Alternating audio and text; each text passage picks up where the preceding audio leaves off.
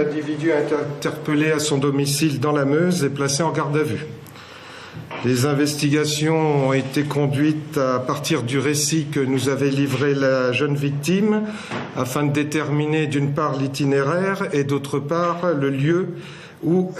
il avait retenu donc pendant quelques heures avant de la libérer dans les conditions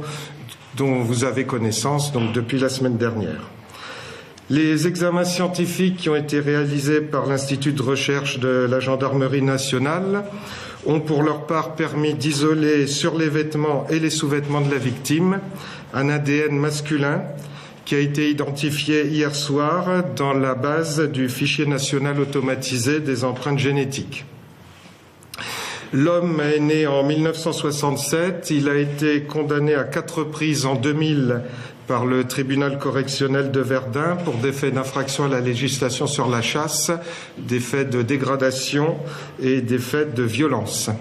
Et c'est à l'occasion d'une très récente plainte qui est en cours d'enquête pour des faits d'agression sexuelle sur des membres de sa famille qu'il a fait l'objet d'un prélèvement ADN, ce qui a été l'élément déterminant, vous l'avez compris, dans la résolution de cette affaire et ce qui apporte une nouvelle fois la preuve de toute la pertinence de ce fichier qui, je vous le rappelle, comporte aujourd'hui plus de 2,5 millions de profils.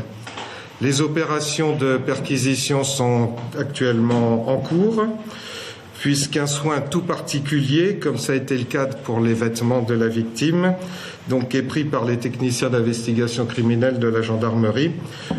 pour relever toutes les traces et indices utiles à la poursuite de la manifestation de la vérité. Son audition va débuter. L'intéressé, pour l'instant, est dans un comportement, je dirais, de déni complet et d'absence de collaboration avec les enquêteurs.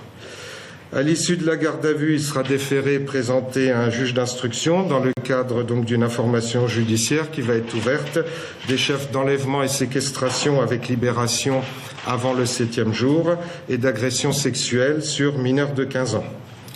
En effet, si la victime n'a pas subi de violence au sens commun du terme, le comportement donc du mis en cause lorsqu'il l'a retenu, il peut recevoir cette qualification d'agression sexuelle, c'est-à-dire d'acte contraire à la pudeur de la victime mettant directement en cause son corps. Des réquisitions de placement en détention provisoire seront également prises à son encontre à l'issue donc de l'interrogatoire de première comparution avec le juge d'instruction.